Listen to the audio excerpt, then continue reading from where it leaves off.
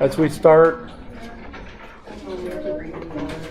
Okay, I'm going to upload all of the answer keys for the practice problems, graded practice problems that you're going to turn in up here at the end of class. Then I have to post all the answer keys for the quizzes.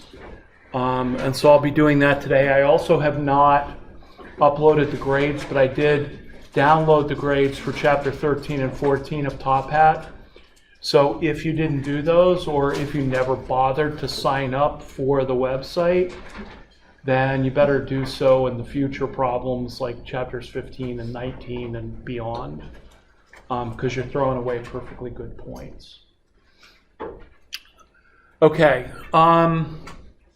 so what I want to do today, and Wednesday we'll talk about aromaticity, which is kind of the topic for today, in more detail. But what I want to do today is pick up where we left off on Friday about these Diels-Alder reactions. So if we have a Diels-Alder, and we say that, as the textbook says, well, the best Diels-Alder is going to have the diene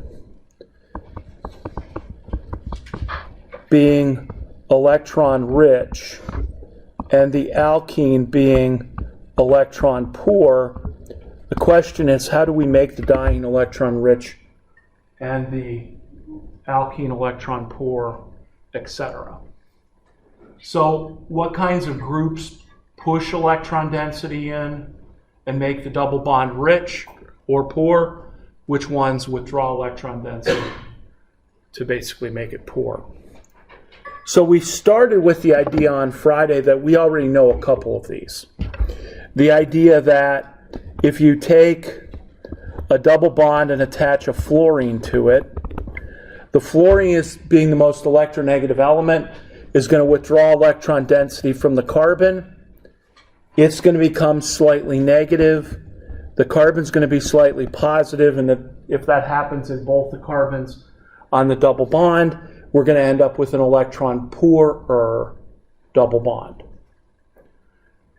So this happens by electronegativity difference between the fluorine and the double bond, the carbon double bond, and it occurs through a sigma bond, through the single bond, and so this is what is called using induction. So when we use induction, we either push or withdraw electron density through a sigma bond by electronegativity differences. So that's induction. And so any halogen is going to withdraw electron density from the double bond inductively. The issue is that induction is a pretty weak way of pulling or pushing electron density. So these are going to be minimal effects, but they will still work. And I'll show you, I'm kind of foreshadowing here what we're going to do when we talk about benzene rings and how we can take electron density out of the ring or push electron density into the ring. So that's induction with a halogen. Okay? And it's pretty straightforward in terms of electronegativity differences. How do you push electron density in by induction? Well, we take our double bond, we add to it an alkyl group, and if we add to it the alkyl group, the hydrogens are all delta positive. They are delta positive because the carbon has taken away its electron density. So now the carbon is delta minus. What does that delta minus carbon do? It now pushes the electron density into the double bond. And we've used that over and over and over again because we've always said the more stable double bond is the more substituted. So the more substituted it is, double bonds like to get electron density pushed into them. Not necessarily for fast Diels-Alder reactions, but in terms of stability. So one of the things we could think about here is, because we're not going to go into the Woodward-Hoffman rules, but in chemistry, the things that are the most reactive are the most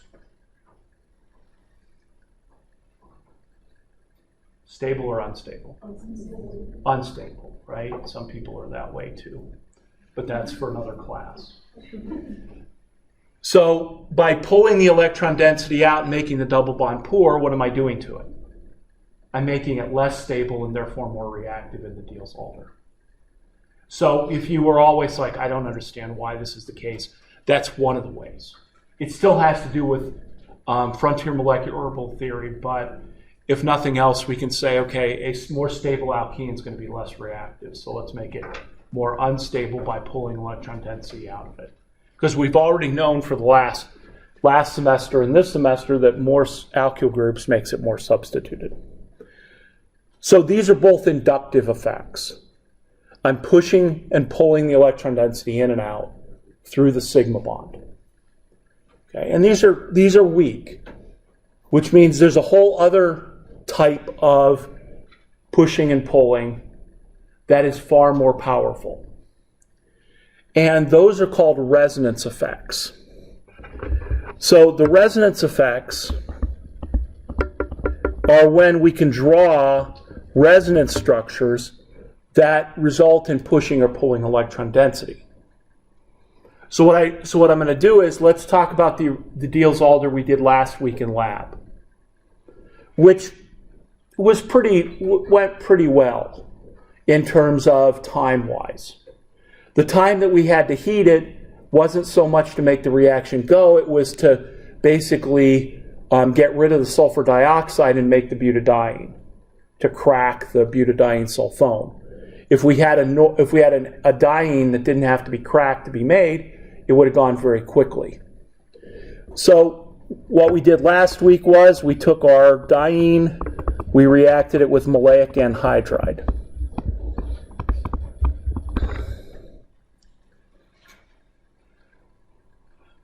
So this is a reaction that will go faster than cyclo or than butadiene and ethylene with no substituent. So a carbonyl group will withdraw electron density from the double bond. So why? Well, if I have my double bond with my carbonyl group, we can think of the carbonyl group, and this could be anything, any kind of carbonyl group, that in the carbon-oxygen bond, the carbon's delta plus and the oxygen's delta minus. So you might initially say, well, the delta plus carbon then is going to inductively remove electron density from the double bond, and it does that. But that's a pretty weak effect. What's more powerful is the idea that I can draw a resonance structure which will also remove electron density from the double bond. So if I took this pair of electrons and I moved it here, and then I gave the pair of electrons to the oxygen, I could write another resonance structure where the double bond is gone. There would be a plus charge there, a double bond there. The O minus then has the negative charge. So if you're looking at this going, well, that's a very unstable resonance structure. True, it is. Because the resonance structure that has no charge would be far more stable than the one that does, but that's not the point of this game. The point of this is I can write a resonance structure that will allow electron density to be removed from the double bond. And the true structure there would be the resonance hybrid. Now, is this going to contribute a lot to the resonance hybrid? No, but maybe a little bit, and that's all that matters. So what we find is that a carbonyl group will make the alkene react faster, which means that it's removing electron density. All this is based on experimental results, and then we have to try and explain it. So this is the resonance structure we use to explain it. And say, okay, if I draw that resonance structure, I'm going to withdraw electron density. And you might say, is that legit? Well, carbonyl groups will pull electron density out of that double bond and will react faster than a halogen. So it must be that this resonance contribution is bigger than a true induction effect to a fluorine. Okay. So this is the example. And actually, any group that has an X multiply bonded to a Y, where the X is delta positive and the Y is delta negative, will withdraw electron density by induction. And all carbonyls fit that X double bond Y general group. Now, eventually, we're going to get to the point of ranking them, and we'll kind of rank them today, but I'm not going to hold you to that yet. When we get the benzene rings, you'll have to know number 1 all the way down to number 10.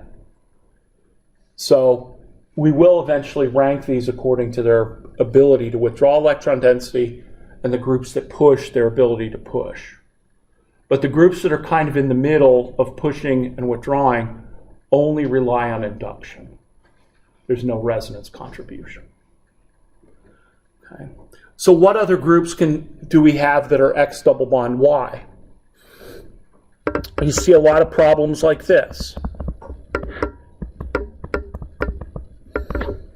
C triple bond N, which is a nitrile group, or cyano.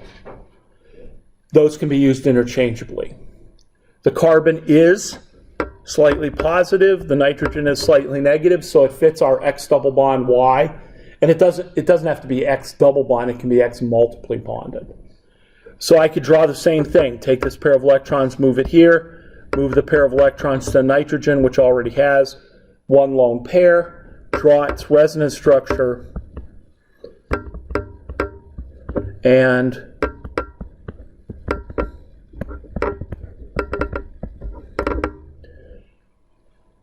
I have another resonance structure that withdraws electron density from the double bond. So if we wanted to do a Diels-Alder with 2 CN groups, that reaction would go very smoothly because I'm withdrawing electron density from the alkene, which is going to make it react faster. Okay. It turns out that the groups that I've done so far, that the halogen is the least electron withdrawing of the electron withdrawing groups. Then it goes to carbonyls, cyano groups. These are a little bit more electron withdrawing. And the group that withdraws the most by resonance is a nitro group, an NO2 group. So a nitro group has that structure. So I'll go ahead and put the double bond in. So when you have a nitro group on a double bond or a benzene ring, which is how we're going to apply it in the future, the nitro, that's one of the 2 resonance structures for the nitro group. Right? I could have the single bond on top and the double bond on the bottom oxygen. So in this case, we do the same thing. Pull the electron density, or move the double bond there, move the double bond to the oxygen, and form its resonance structure where we've got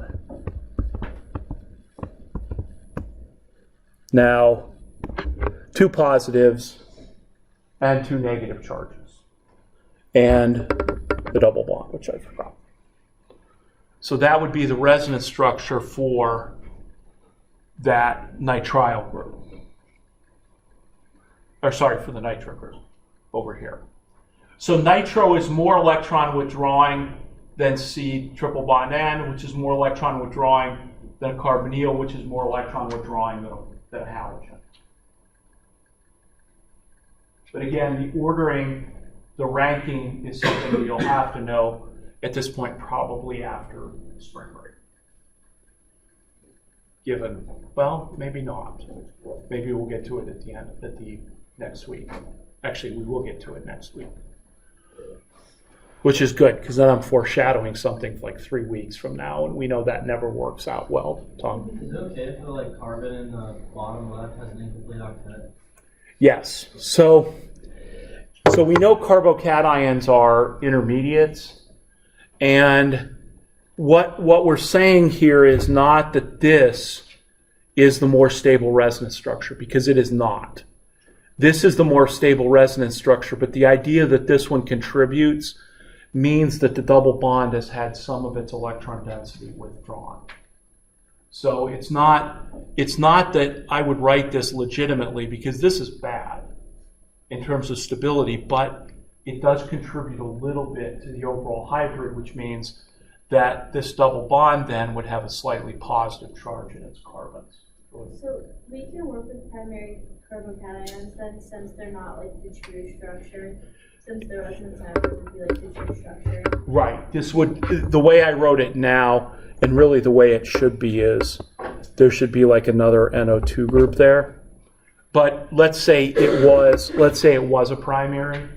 It's a primary sort of allylic, so it would be more stable than a primary. Even if it was malolic, you could still work with it though? No, I would not work with that. So the thing is, these groups are only going to be removing electron density from either a double bond or an aromatic ring. So they're never going to be just forming a primary carbocation. But that's the resonance structure we can draw. And if it was just a normal carbon, right, the reason I'm able to put those 3 bonds to the carbon is because that carbon started out with just 3 bonds. If this was like a methyl group, I couldn't draw any resonance structures because I'd violate the octet rule by forming a double bond. Okay.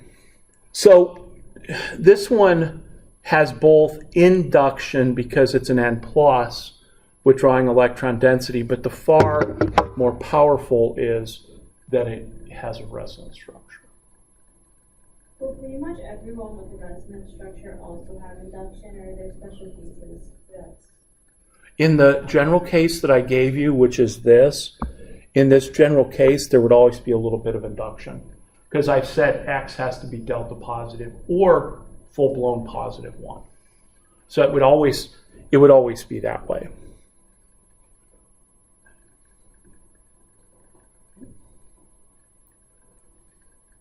Does that kind of make sense? So if I'm designing my Diels-Alder, which kind of we did here in the one we did this week, we put an electron withdrawing group on there by putting the carbonyl of the anhydride. So that made the reaction go faster than it.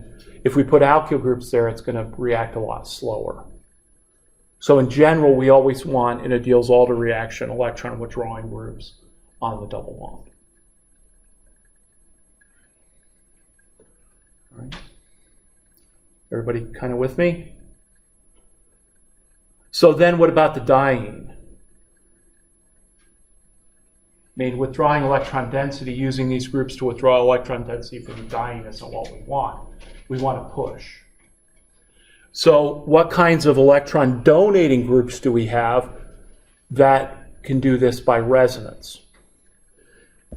And it's kind of, I'm just going to use the double bond for these cases, but it turns out that an oxygen group, whether it's an ether or an alcohol, I'll use an alcohol to begin with, that an oxygen actually, if you looked at that, you'd say, but the oxygen's delta minus, so it withdrew a little bit of electron density from the carbon, so shouldn't it be electron withdrawing?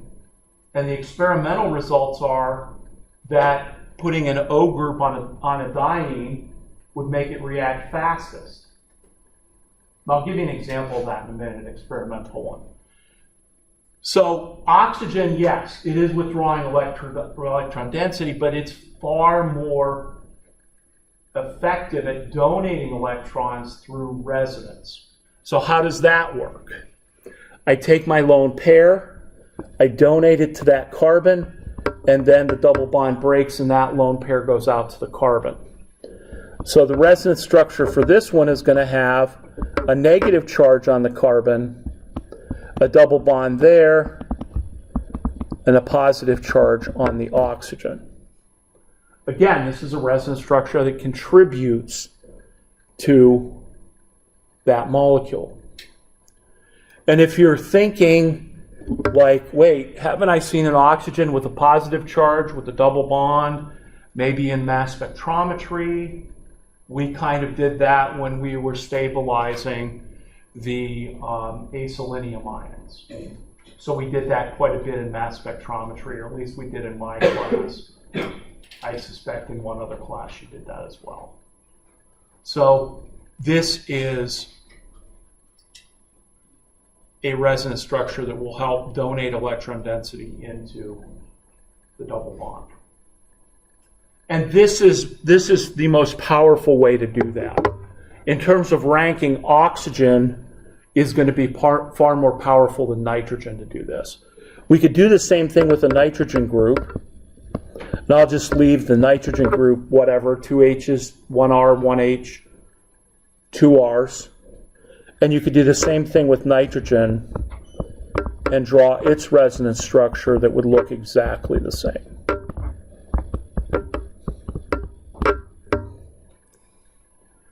So the heteroatoms of oxygen and nitrogen push electron density, and so they would be really good groups to add to a diene to make the diene more electron rich and make it go faster. And oxygen would be better than nitrogen. But a double bonded O, like if you start off with the double bonded O, that would be worse, right? If that would kind of do the opposite. Yeah, when we were doing mass spectrometry, we talked about the differences between that. But this is a totally different situation.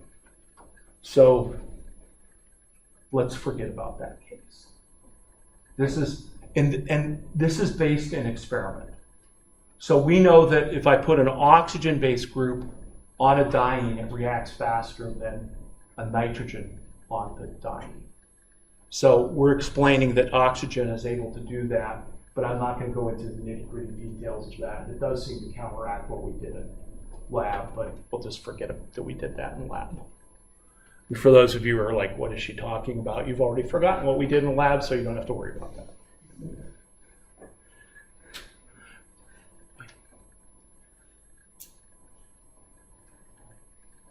Now, where we're going to encounter this kind of behavior in the future is we're going to talk about how to add an electrophile to the benzene ring. There's lots of electrophiles we're going to be able to add. Because I'm adding an electrophile to the benzene ring, that makes the benzene ring a nucleophile.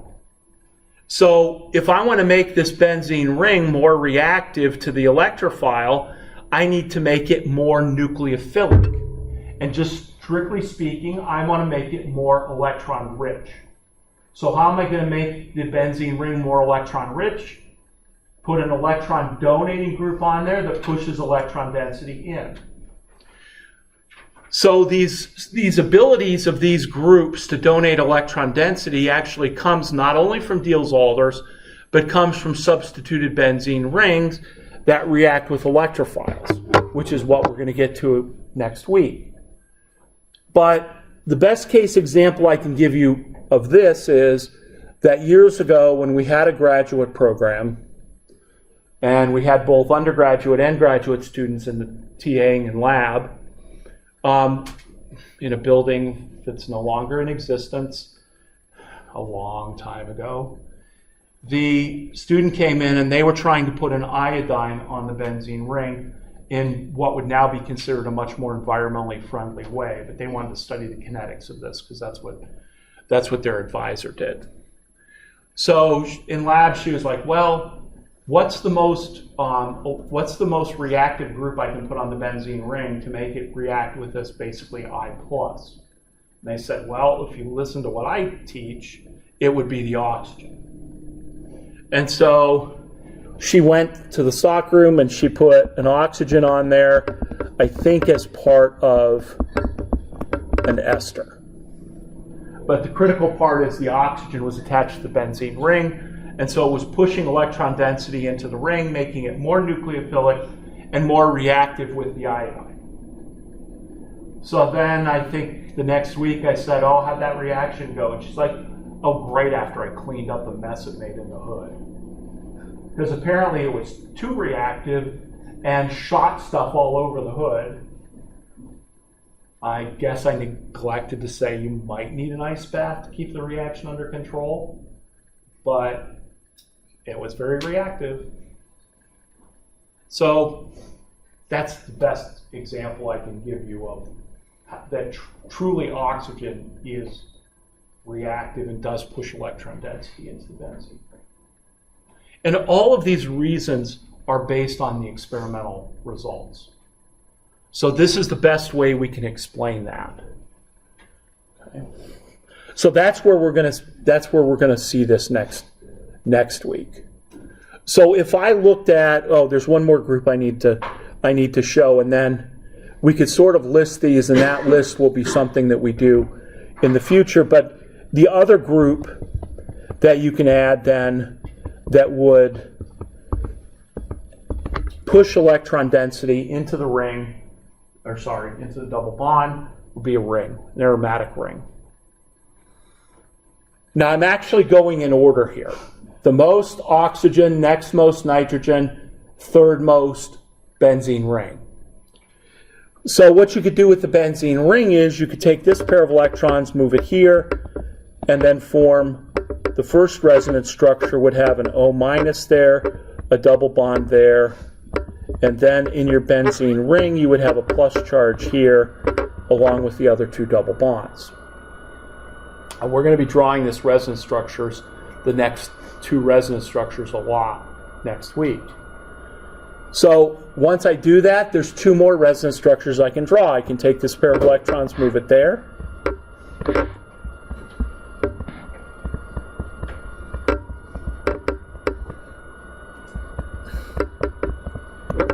Which would then cause the positive charge to move to that carbon. And then move this pair of electrons here, which would then allow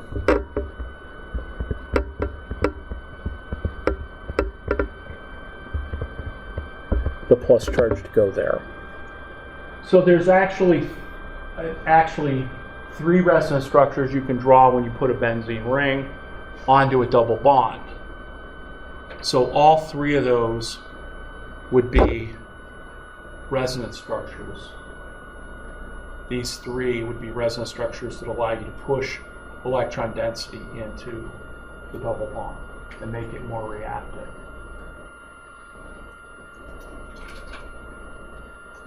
The issue with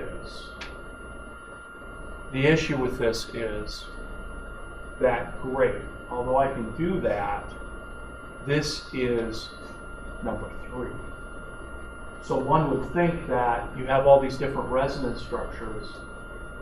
Why is it number 3 and not number 2 or number 1?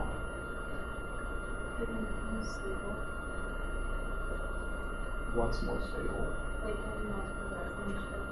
You would think that, right? You would think that these would be more stable, and therefore you would have more negative charge pushed into the double bond.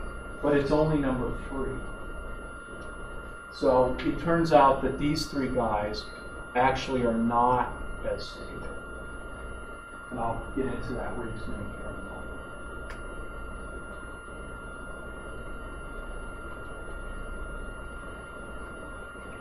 And then our fourth group are alkyl groups that push by induction. So if I want to set up a chart here, and I'm sort of foreshadowing the chart that we're going to use with benzene rings, what I would say is that up here we have the most electron donating, and that would be an oxygen group, whether it's an OH or an OR. Next would be a nitrogen group, Next would be a benzene ring. Next would be an alkyl group. So actually these would be number 1, number 2, number 3, and number 4. And then number 5 is a hydrogen. And you might, what's hydrogen? Hydrogen doesn't do anything. Exactly. Hydrogen is the baseline. So if I was to, for instance, say dienes, butadiene that we did in lab has only hydrogens on it, attaching any of these groups to the butadiene would make the reaction go faster,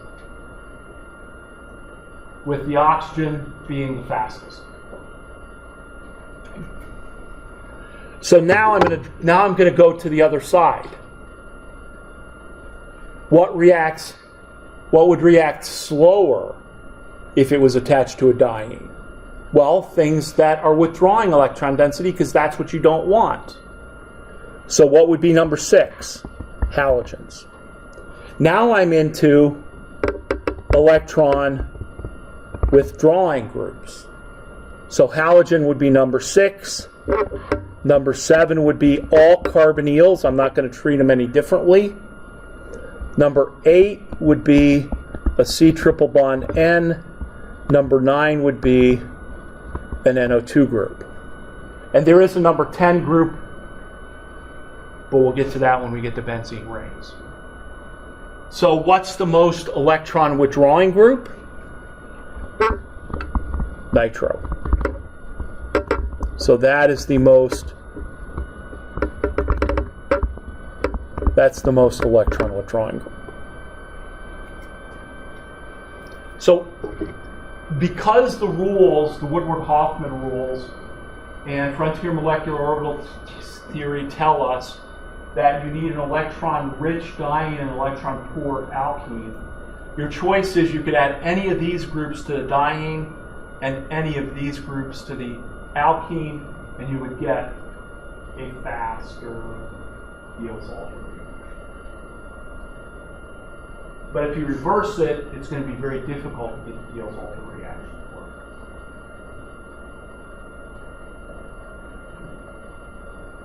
So, I mean, the way the development of this worked, I'm pretty positive, is the first thing you do is you put all these groups on your different dienes and your alkenes. You measure rate of reactions, or even the percent of how much product you get.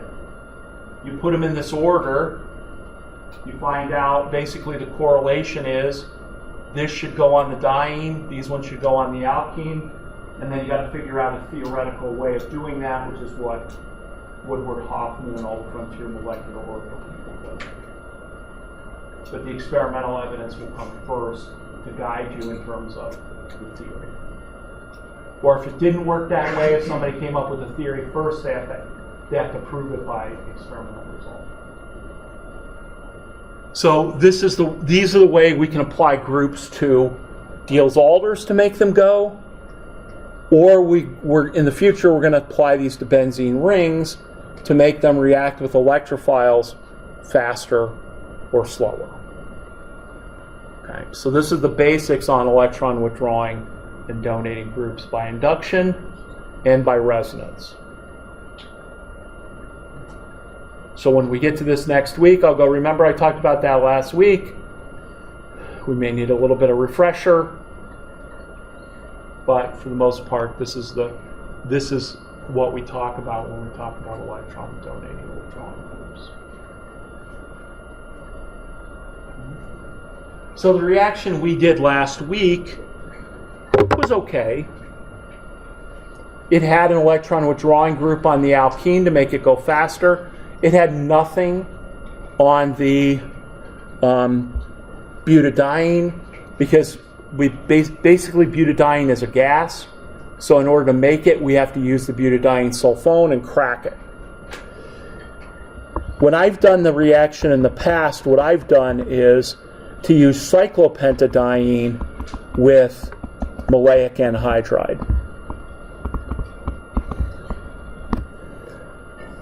And this reaction goes pretty fast. It's a little bit exothermic. It's a great reaction. Has a couple of drawbacks.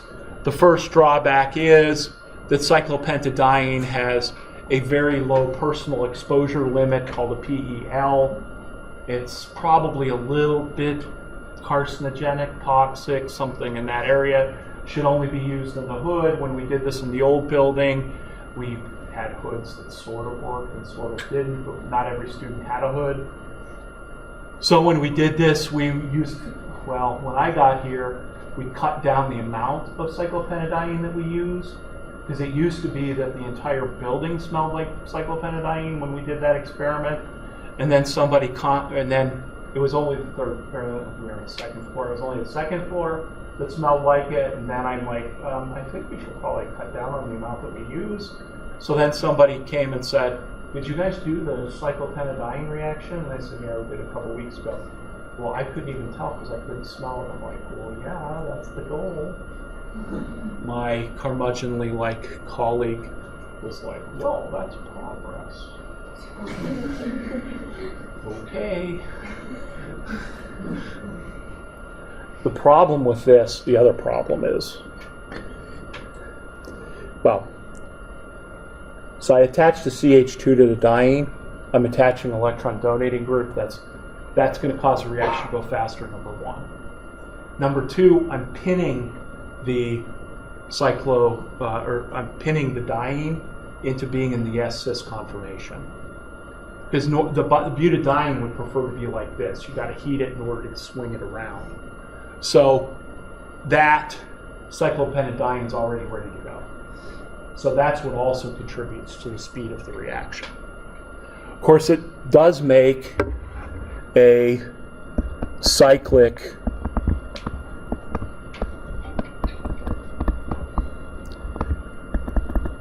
endo product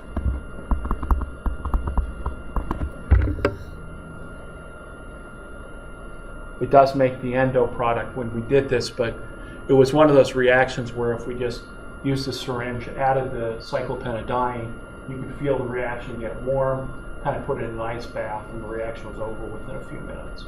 And then it crystallized nicely out of solution. And then what we would do is then we would add water to take the anhydride and make it 2 carboxylic acids, which is you avoided this week, hopefully, by not having water in your glassware or in your adding it to your product. So it was a relatively straightforward. This is, besides the environmental issues and personal health issues of that, it also has one other annoying feature, and that is that many of these very reactive dienes tend to self-Diels-Alders. And so what happens is that the cyclobutadiene or cyclopentadiene will react with itself to form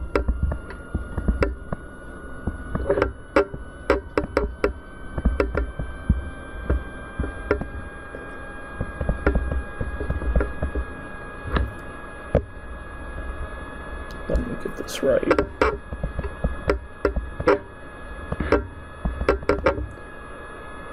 It still formed the endo product, but it formed what's called dicyclopentadiene. So if I went down to the stockroom and got my 30-year-old bottle of dicyclopentadiene, which literally had been used all of those years to smell up the building, I had to crack it. In other words, what I had to do is I had to slowly distill it, because the cyclopentadiene, the free stuff, has a boiling point of like 35 or 40 degrees, whereas this stuff doesn't. So once you heat it up to a certain temperature, you form this. So it's literally a 3-liter flask with a 2-foot column to make sure it all cracked by the time it got to the top. And then when it came out at 35 degrees was our boiling point, it would drip into a container that was in dry ice to make sure it didn't Diels-Alder itself. I like those. I like not having to do that. But it was a very nice reaction from that standpoint. the next time we do a Diels-Alder, I may just decide to do, you can do Diels-Alders in water if you can heat them, with a focused microwave. So in other words, you can put the alkene and the diene in water, no hydrocarbons, and then you can heat it up with a microwave under heat and pressure. It'll form the product, and then when you cool it, the product just crystallizes out, and then you can filter it. It's water, it's more environmentally friendly, there's less loss of product, but you need like a $40-some thousand microwave to do that, which I have in a box, which I haven't gotten the time to set up yet. And I didn't pay that much for it. I paid it off in installments. I bought it on eBay from somebody first, and then when the technician came in to sort of upgrade it, he's like, yeah, this needs a lot of upgrades, so you should send this to North Carolina, and they'll take it apart and put all the good pieces in it, so it'll come back to you almost like new. So that was another payment, and it's upstairs. But it's the way they do pharmaceutical syntheses nowadays. Right? If you just need to make a small amount of molecules, you can do things with a focused. It's not a microwave like you go to the grocery or go to the Target and buy. It's a very research grade focused one with a pressure sensor and the whole 9 yards. So it will, in 3 minutes, heat your sample up to 160 degrees Celsius, which is over 100 degrees boiling point. So it's under pressure, and then when you cool it back down, the stuff just crystallizes out. Unfortunately, I haven't gotten it to work with our experiment yet. But it's got a robot, so everybody could fill up their tubes, and then the robot would just keep placing the samples in, taking them out. It's not the ideal one, but it's good enough. Okay, so what we will do on Wednesday is talk about aromaticity and what that means. So if you read aromaticity for today, that's the assignment for Wednesday. If not, you can go ahead and read that for Wednesday. I will take your graded homework problems up here on the table. If you have any questions, put them up on Piazza, email me or come see me.